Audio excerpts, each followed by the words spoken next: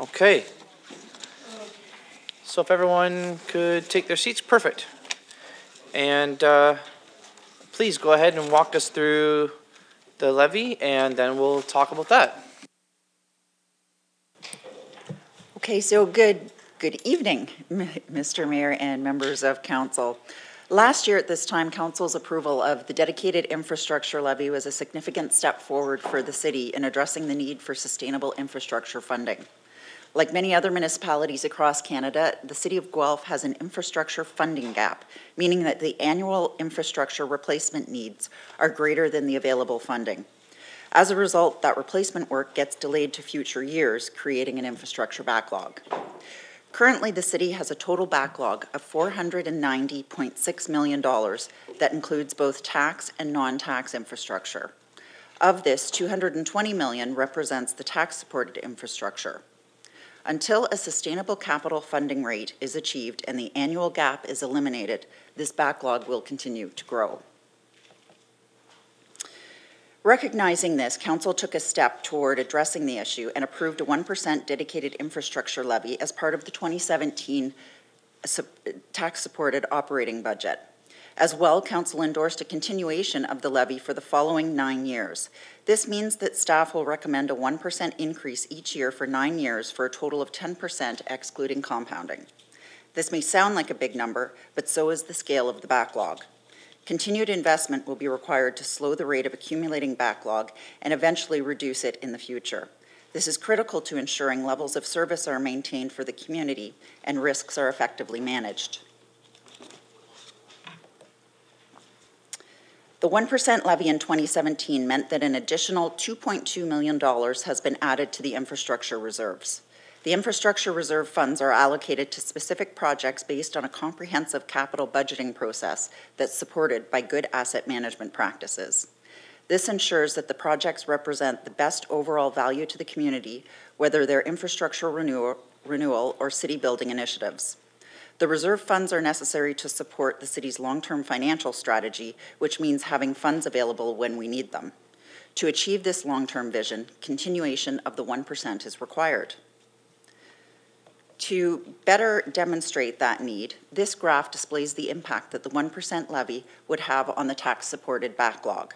As I mentioned earlier, the tax-supported infrastructure backlog is approximately $220 million, and that's where both lines on the graph start in 2017. The red line shows how the backlog would grow over the next 20 years if current funding levels are maintained and no further infrastructure levy is approved. In this scenario, the annual gap is never eliminated, and the tax-funded backlog would grow by approximately $32 million per year to almost $900 million in 2037. In this scenario, critical infrastructure such as bridges and roads would likely be in a poor state of repair. You'd also likely see park and facility closures due to the risks associated with deteriorating equipment. Quality of life due to the city's infrastructure would be noticeably different from the quality that we enjoy today. Now, the blue line shows the backlog over time with a 1% dedicated levy applied each year. In this case, the backlog will still continue to grow until 2032, and that's when we finally close the gap, and it'll begin to decrease over time. Under this scenario, we'll still likely experience some deterioration in levels of service, but by 2032, we'll start seeing the ongoing improvements to levels of service and reduce the risks across the community.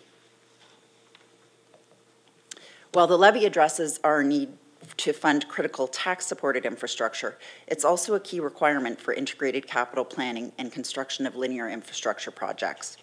You've heard before that it's best practice to replace all of the infrastructure within a road allowance at the same time. That includes the rate-supported water, wastewater, and now stormwater pipes, as well as the tax-supported road assets like the roads, sidewalk, and other amenities. In order to do this, funding for both tax and rate-supported infrastructure has to keep pace with each other. When it comes to the city's rate-funded infrastructure, Council has supported long-term sustainable funding strategies for water, wastewater, and stormwater. This graph shows the infrastructure backlogs for those rate or non-tax funded services, as well as the tax-funded backlog with the levy over the next 20 years. While it will take some time to reach a sustainable level, This graph clearly demonstrates the need to continue implementing the long-term funding strategies in both the tax-supported and rate-supported areas. The dedicated levy is the financial strategy to address the tax-supported infrastructure funding shortfall. By approving the 1% levy for 2017, Council's taken a leadership role in ensuring that adequate infrastructure and quality of life for the present and the future generations of our community. To ensure this continues over the long term, the investment and commitment must be sustained. For that reason, staff is recommending that Council approve a 1% levy for 2018 to keep the city on track to achieving sustainable funding by 2032. That's all I have. Okay, thank you very much, Keely. Okay, questions around the levy? All right, seeing none, we'll. I was just seeing if you were awake. Oh, all right. Councillor Gibson, Billings, and then who else had their hand up? Salisbury. Go ahead. Thank you, through you, Mr. Mayor. So this is a great topic, and thanks very much. I've sent a few questions to staff, letting them know that I wanted to have a good dialogue on this tonight, just because it is something that I want to support. I just need to get comfortable, and then I want to perhaps figure out how we slot this into this year's budget, keeping affordability in mind. So thanks very much, and over the course of this evening, you've established that there is two different sort of infrastructure backlogs. There's combined 490 million, 270 of which is parked on the user side, the user fee side, so that's the water, wastewater, stormwater. They're on their own separate trajectories. They're up to sustainability, which we can debate, but that's fine. What we're talking about is the 219 million. And so as I'm diving through the assets under our care, I'm saying so water pipes, stormwater pipes, and wastewater pipes are out. So what's left? And that's by and large roads, bridges, and buildings. And when I say buildings, I mean assets. So park, playgrounds are included in those assets. What I'd like to challenge, and for information purposes, is before we support or pass this next 1% levy, is it a possibility to talk about what's in that list? The 219 million specifically. We walk the halls, we hear about what people want compared to what people need, and I know that you're talking about full asset renewal, the full cost of asset renewal, but I'd like to know what renewal means. So are we, before I speculate, I'll leave that question with you. Can we ask for a list of prioritized projects that will need to be replaced to close this backlog? Through the mayor to the councillor, there's $220 million worth of assets. There's a very long list that we have. If we want to talk in large scale numbers, our corporate asset management plan breaks out the proportion of the asset portfolio within the city. And in fact, I can probably put this up on the screen.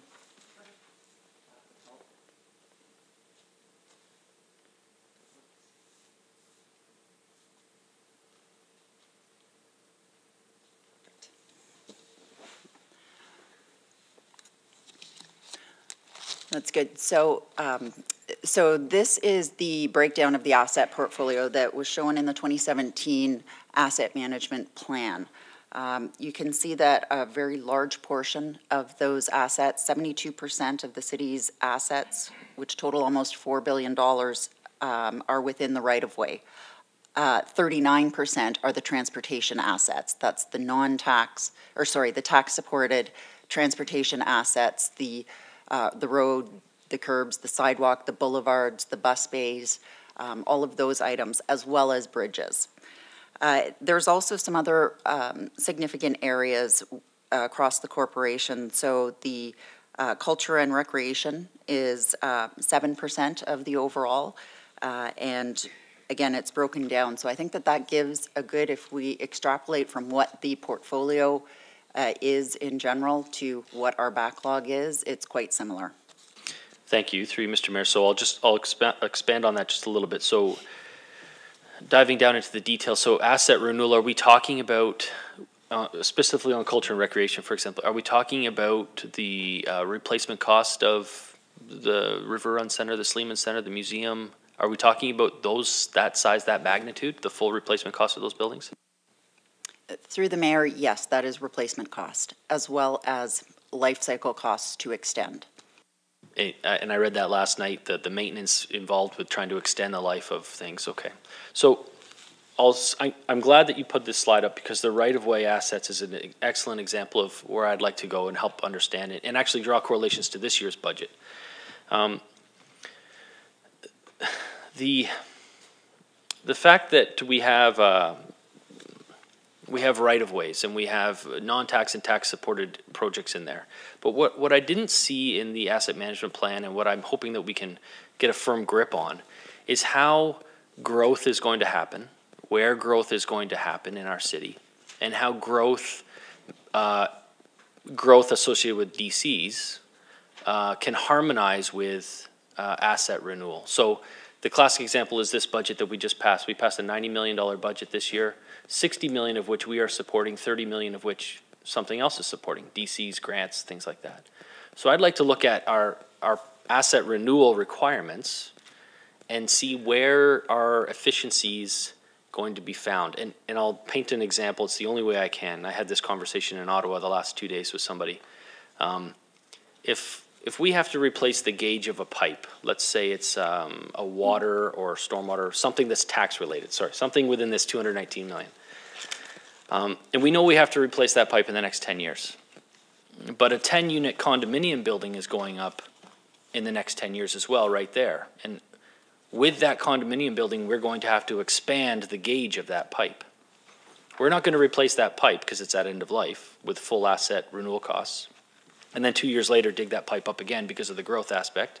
We're going to do both projects at the same time. That's good asset management. So when we have a $1 million pipe replacement or a $1 million pipe replacement with a bigger pipe, how can we get our heads wrapped around the efficiencies that are going to come with the DCs associated with that growth? Is that clear? Like, if we know we're going to be expanding that pipe and we go in to repair it, the growth element's covered by DCs, but all the efficiencies around design, detailed design, all those engineering aspects of it are taken care of in one project instead of two. And I'll add one more thing to my question before I let you answer. I know I'm starting to ramble on here, but when we know that I think about 50% of our city's growth in the next few decades has to be done within our built-in areas. We're not building greenfield communities anymore. We're building them within. Can we not foresee some real efficiencies in asset renewal associated with the growth that we're going to have in our city?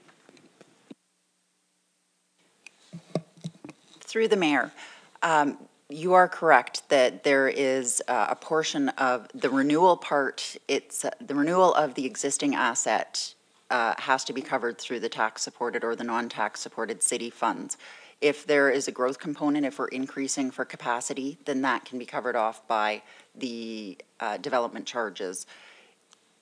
We haven't quantified at this point in time if there would be savings to be had by the single mobilization to do that work as opposed to doing it once, coming back, doing it again.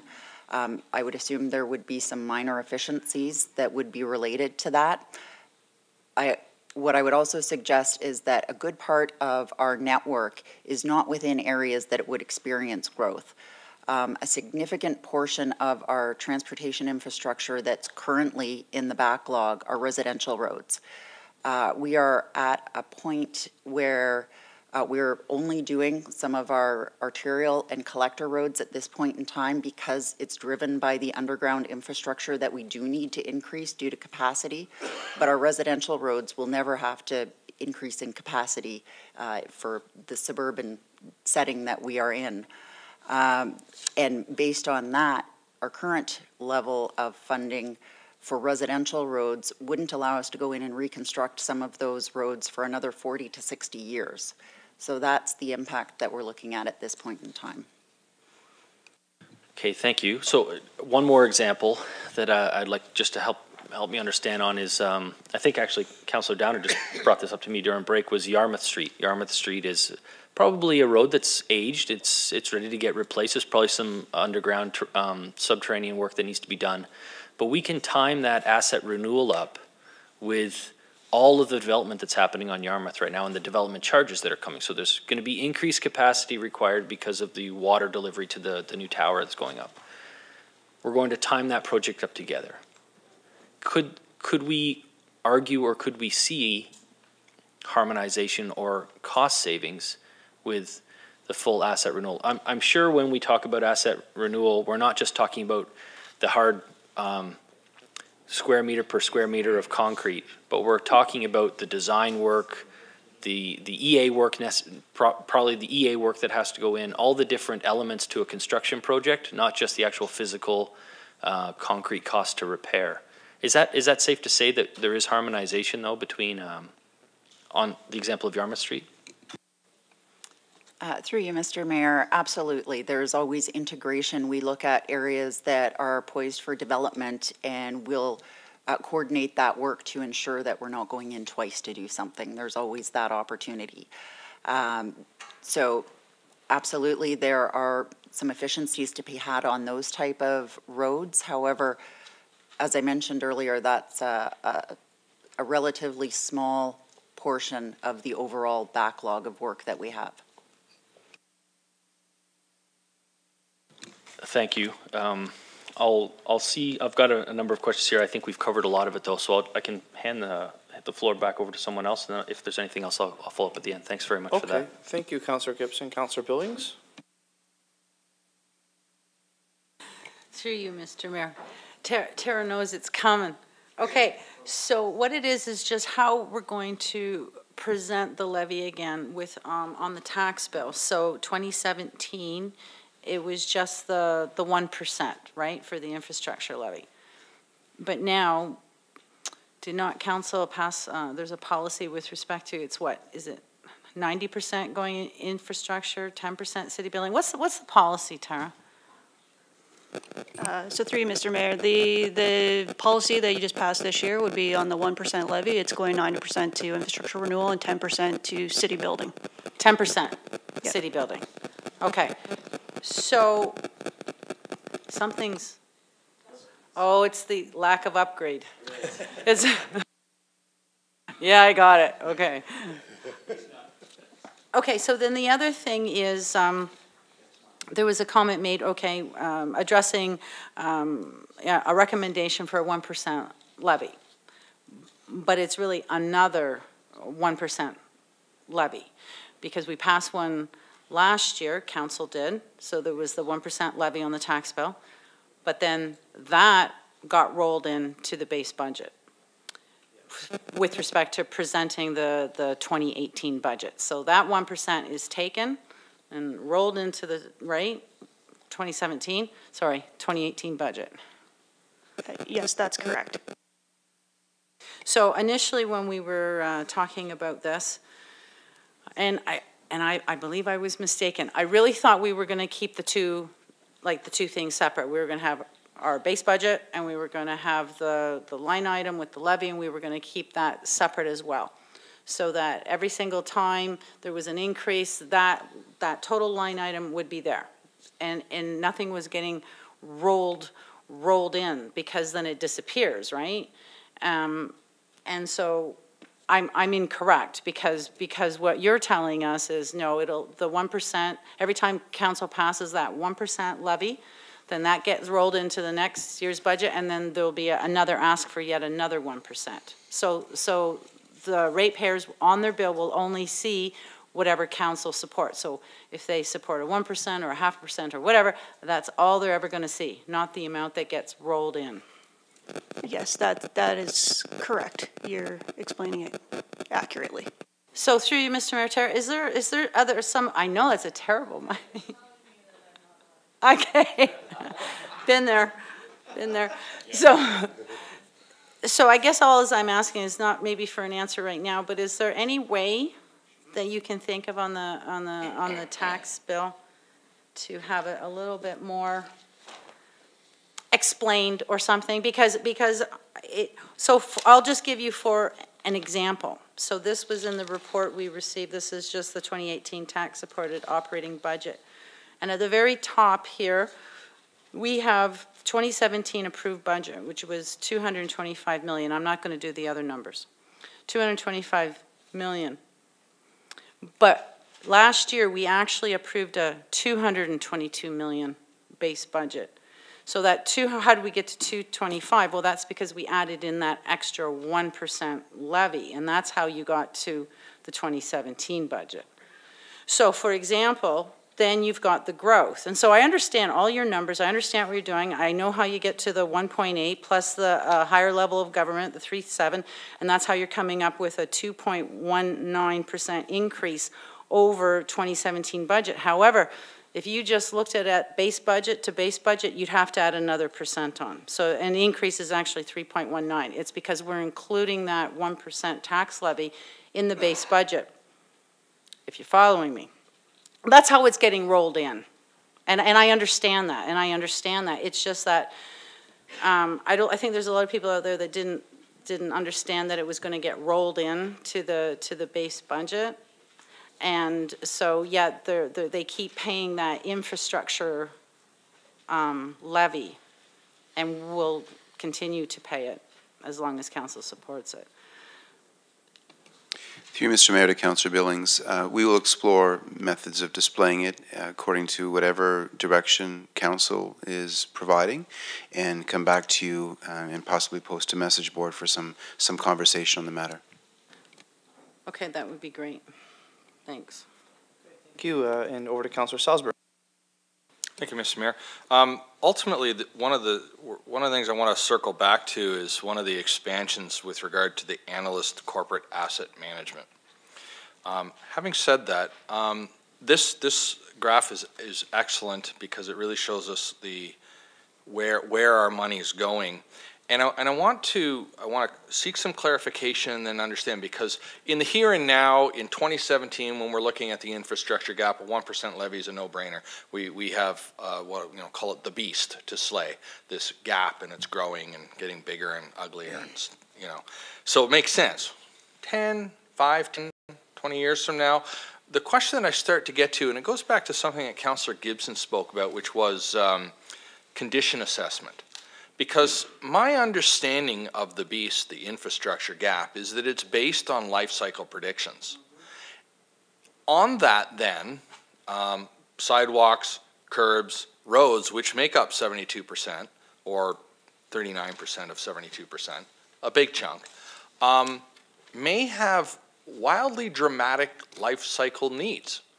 A road that was put in 3 years ago, or a PA system for city council chambers that was put in a couple of years ago, may need to be replaced today, whereas something that was built decades ago could last for many more decades. That becomes relevant when talking about this, and the other thing that was mentioned was a phrase that talked about not getting on top of this could result in facilities closure. So you start to talk about dramatic language like that, and the beast becomes pretty scary. I wonder if you could speak to the corporate analyst of corporate asset management, condition assessment, and fine-tuning a little bit closer what really is the magnitude of the problem.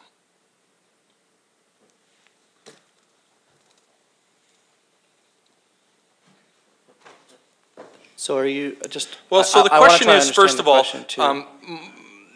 it's... I'm not saying that the problem's not real. It's very real. But there's a certain theoretical construct to the gap, right? It's based on some assumptions.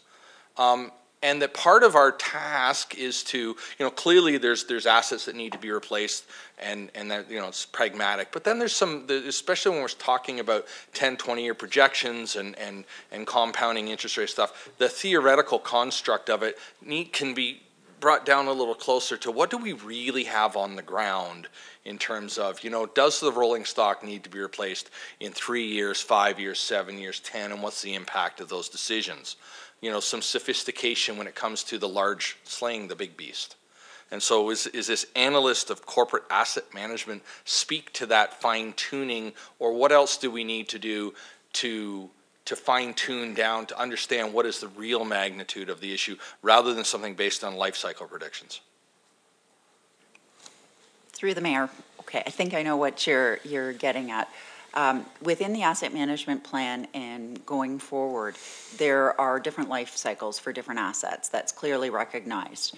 And when the asset management plan was presented this past year, Mr. Smiley had noted that we have better data available at this point in time for some assets as compared to others. And so we're in the process of refining that. That's a big part of what this corporate asset or the corporate asset management analyst would be doing.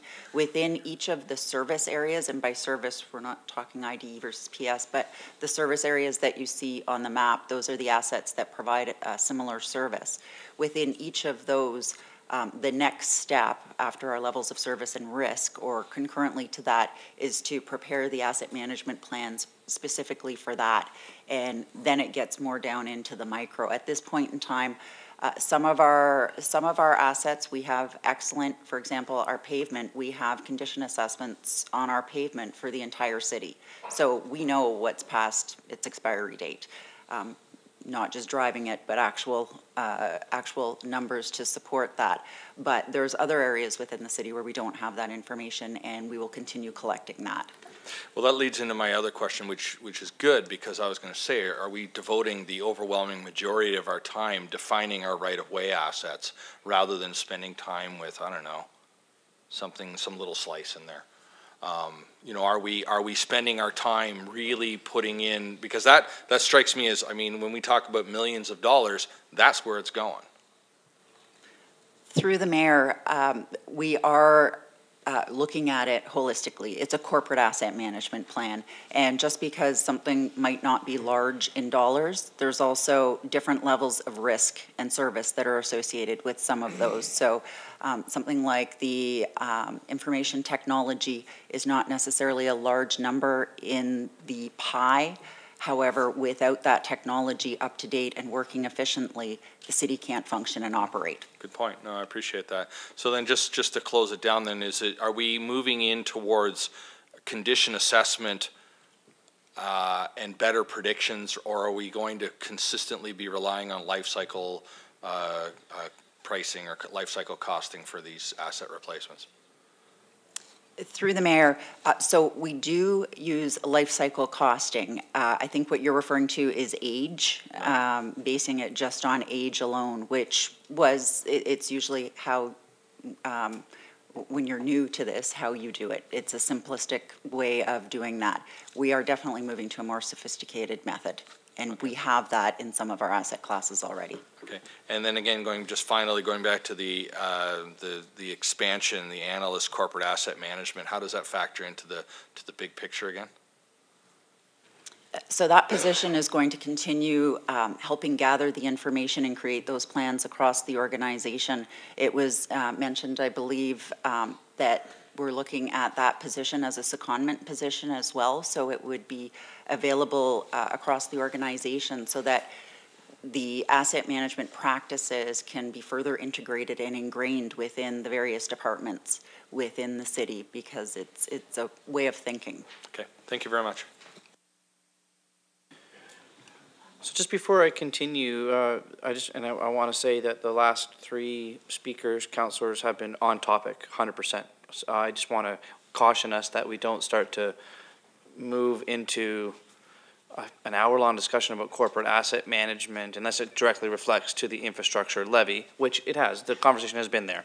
But I just want to make sure, just being cautious, that we don't start to veer off course a little bit. I had Councillor Bell next. Thank you, through you, Your Worship. So on the infrastructure levy discussion, I think the city's done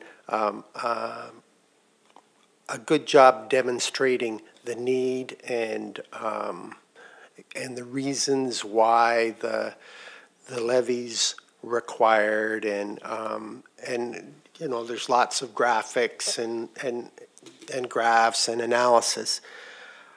However, I think it's unclear to the community what the implications of a 1%, an extra an additional 1% every year for 10 years is on their tax bill. So when we, and I did a little bit of analysis of how that's going to affect their tax bill, but I think it would be appropriate to provide some clarity to the community and to us what that actual implication is after 10 years. So we have, you are encouraging us to follow a path to increase the levy an additional 1% each year, but at the end of 10 years, if my preliminary analysis is close, then I think that where we're actually spending 4% of our municipal income on city taxes now, that will move to about 6%. So I don't think that that's been clear, that a taxpayer whose municipal taxes are $4,000 a year now, in 2017 dollars, they're going to be $6,000 or $7,000 in 2016. So, nope, 2026, excuse me. So I think you need to be clear and explain the other side of the equation, because you really need to describe the effect of the program that you're pursuing on the members of the community. And I don't think that there's been enough clarity provided on that. Like your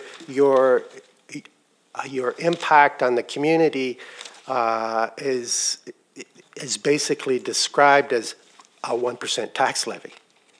And that's about the extent of how it's being described. So I would appreciate it if you could provide for City Council and the community the effect on an individual taxpayer of a 1% additional levy in 2026. And I don't think you've ever provided that. And so let me ask staff then, first of all, did you want to respond to that now, or is that a budget board? I was just going to say that we could take that away and respond through the budget board. We'll look at yeah, but the community doesn't read the budget board. No, but so we'll bring it up. No. Yeah. Well, first of all, the budget board is public. Yes, but the community doesn't really read it. No, I agree with you, but my point is that it was never public, and now it is, so that's a step in the right direction. Number two, though, is that we'll do exactly what Councillor Billings suggested. It's up to us and staff to make exactly your points known to the community for sure. The impact of that for sure. Now, Councillor Bell, you still have the floor. Was that your main point on that one? Okay, Councillor Gibson. Yes, thank you. Through you, Mr. Mayor. Just following up a little bit on Councillor Salisbury, actually. I just, this is by no means a slight on the asset management program at all, and it might sound like it, but it's not. There are limitations to what we've done, and this may be in support of the analyst position. I'll follow up with a question. But again, poring over this document last night, some of the limitations to our asset management plan at this point, and the figure that's been given to us, and I am not discrediting the figure. I hope that the amount will one day come down through risk assessment, but that's just where we're at. But we did use age-based condition assessment in the absence of actual condition assessments. So we take the life of a pipe or the life of a road, and we just assume that that's going to be the life of it. And professional judgment where costs were unavailable. There is a gap. Another item here for limitation is there are gaps in inventory and condition assessments, and considerable effort is required to consolidate the information from multiple sources. My question is, can we count on the analyst this new analyst position, can we count on that gap closing? Can we count on more condition assessments and a refinement of our actual need? And this is, again, no slight to the work you've done so far. It's been excellent. It's given us a good picture of the problem. But as we refine and add more weight to this department, can we expect that certainty to close? Through the mayor, yes. Great, I love yes, no answers. My last question is, so we engage and we're ready to tackle this problem head on. I don't want to politicize the levy at all. I see the levy as something that we have to do. I'll politicize the rest of the budget, but I don't want to politicize the levy. My question is a little bit along the lines of Councillor Bell. When you respond on the budget board, what a 10% compounded levy over 10 years looks like to the residential homeowner, my estimation is that the levy alone will be about $1,000 extra. But can you give us a breakdown of what it would look like if we did a 2-year compounded levy over 5 years instead of a 1% over 10? How does that affect your revenue projection? And that's not speaking to any intent I have. I just want to know, because we could get bold as a council and we could decide that we want to make some serious decisions around how we grow as an organization, and we could legitimately set the next council up to finish this within the next term. Rather than trying to expect political favor for 10 years, we could set up success in the near term. The catchphrase is that, what do we do with the rest of the budget? So I'll leave it at that. But if you could respond, that would be terrific. Thank you. Okay, and Councillor Hoffman, you're last on my list. Yes, thank you, through you, Mayor Guthrie. So I just want to follow up on Councillor Billings and Councillor Bell's question about the transparency. So when I got my tax bill, I opened it up, and it shows that I pay, I'm going to throw a random number out, $4,128 in taxes. When I went up to the top of my tax bill, it showed me what I pay for education. It showed me the tax infrastructure levy was $41.28. So the next year, I'll have to take, if I wanted to find out what my taxes were going to be the next year, I just take my $4,128, add my $41.28. The next year would probably be $42.79 in that column. So I'm not really clear on where we're throwing out numbers like $6,000 and $7,000. And how much more clearer can we be if you look on your tax bill and see what your total taxes are and what the 1% infrastructure tax levy is? It's right there on our tax bills. So I'm wondering what Councillor Billings and Councillor Bell, how more transparent we can be. And I get what you say about on the message board, maybe showing an example of somebody that pays $4,000 and then adding the 1% over the 10 years. But I don't know, Councillor Billings, how much clearer you would like staff to show that on your tax bill. Through you, Mr. Mayor. That's why I had talked to Tara about this earlier, so that, and also talk later. And what it was all about is what I assumed was going to take place, which isn't taking place, and that is you have an infrastructure levy line item. That's it. You're separating it out. You're not rolling it into the base budget. You leave the base budget as a base budget, and you leave a levy section, and everything gets piled in that levy. So everything I'm going to pay now and into the future goes right there in that section. So it's not diluted, meaning it's not taking that 1% and rolling into the base budget. And people are like, huh? So on the bill again, you get another 1% levy. But it's another 1% levy, because where did the one go from last year? It went into the base. Does that make sense? So what I'm trying to say is I assume, it was just my assumption that it was going to be totally separated out. We were going to leave the base budget, and have the levy over here. But that's not what we're doing. So I do understand, and I apologize. I thought you were talking about the tax bills because you kept saying the line item. Well, I thought you were talking about our personal tax bill. When I get my tax bill, I see my total taxes. I see the infrastructure tax levy applied as 1%, and then I know it's $41.28 on a 4,128 tax. So are you talking about our budget? I'm talking. A separate line in our budget? Well, you can say I'm talking about both, but I was talking about your tax bill. Absolutely, absolutely. But there is no line, there's a column that says what the 1% is equal to on your tax bill. So I'm just gonna not have a little side conversation going on here. I think staff understand what the ask is, and maybe you can get once the answer comes from staff, Councillor Hoffman.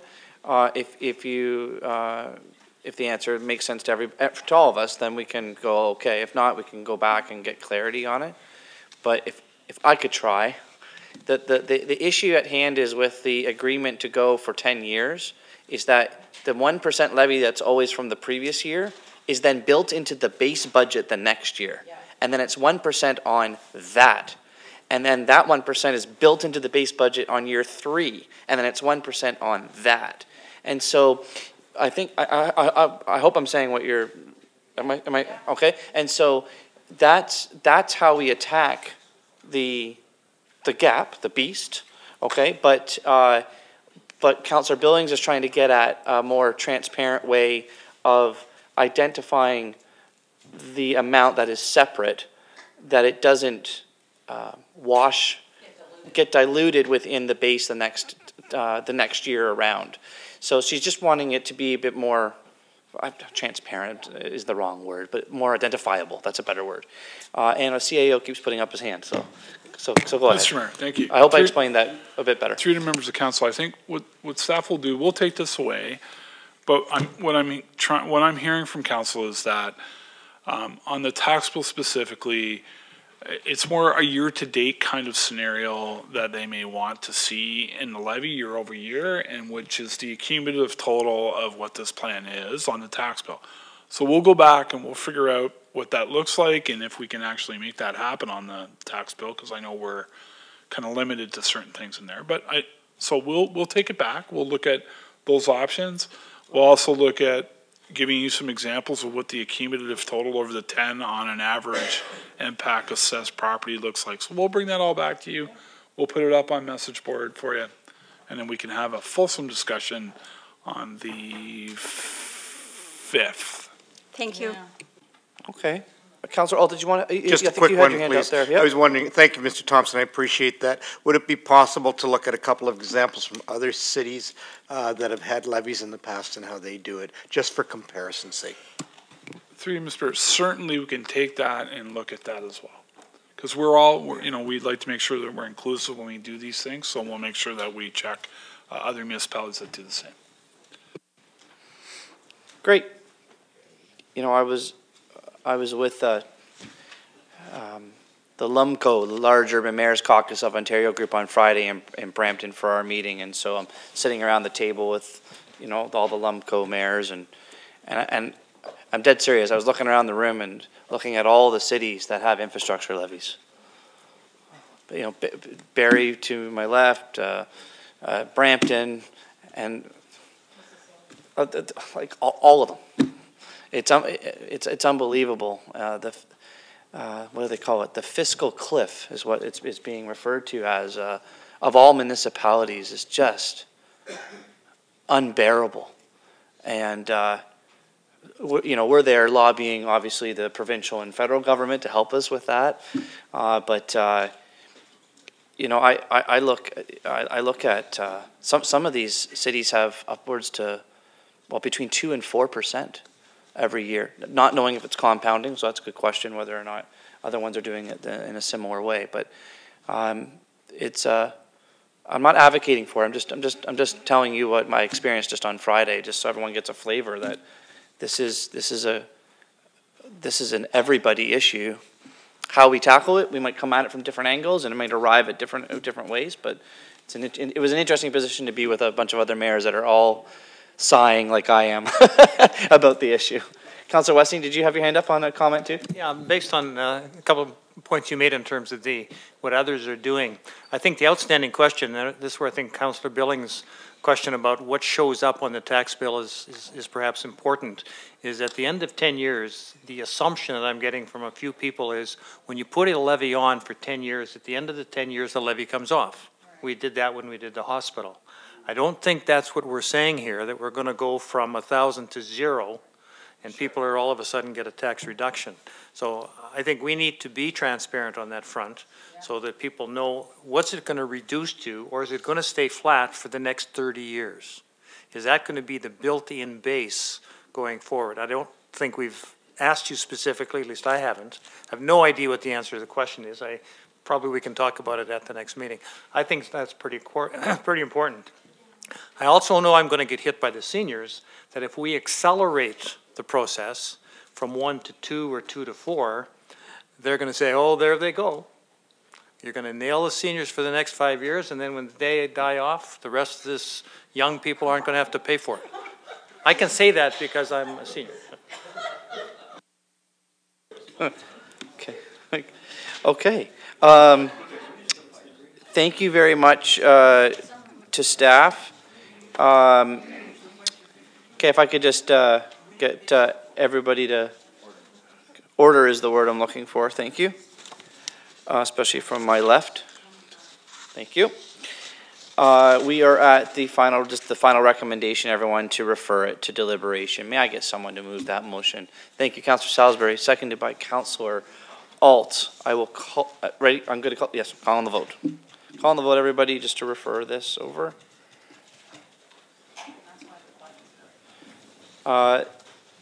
Thank you, that's unanimous, everybody. Sorry, just bear with me, everybody. So I want to thank everyone for how it went tonight. It was good. We had a lot of those impact and clarity questions. That was really good. So if we could continue that theme like we've done the last couple of years. Oh, is there another one here? Is that new? Just to receive it. What is it? Okay, that's not on the slide, so my apologies. Can I have someone move? So we just moved everything except for the dedicated levy receiving.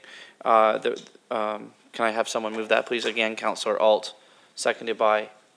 Thank you, Councillor Downer. The recommended. The report titled Dedicated Infrastructure Levy and numbered CS 2017-31 be received. Okay. So if we could just have everyone receive that. Votes active, everybody. Thank you. My apologies. Where was I? The impact and clarity. So we're going to continue that theme after we hear from our delegations. Okay, so we'll hear from our delegations and then we can go back to staff if we have any impact or clarity type of questions. And then like we did last year, at that time I'll kind of go around like we did and we'll do the intent. And we'll get it all out in the open for everybody. And then the other thing that I'll make sure that I ask for this year is in regards to, before we start our deliberation night, is like another check-in before we start, which is there any new revenue sources? Is there any new intentions from anybody, both to staff, both to us? And then, boom, we're in, okay? And I think I just want to, so I hope everyone's on board with that. We went well last year. We'll try to maintain that for this year. So we look forward to, I'm just looking to Tara, is it the 22nd of November? I'm sorry, I don't have it right in front of me. Just the next, oh no, do we have local boards next? Yeah, so the next meeting is November the 15th. Okay. Which is the local boards and shared service presentations. Yep, okay. And so again, impact and clarity then, and then we'll have the delegations on the 22nd.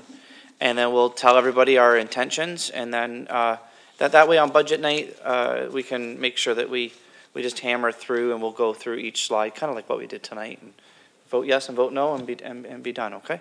So with that, an adjournment, Councillor Bell, and how about I go to Councillor Hoffman for seconding, and if I could see everyone's hands, please, for adjournment. That passes. Thank you very much.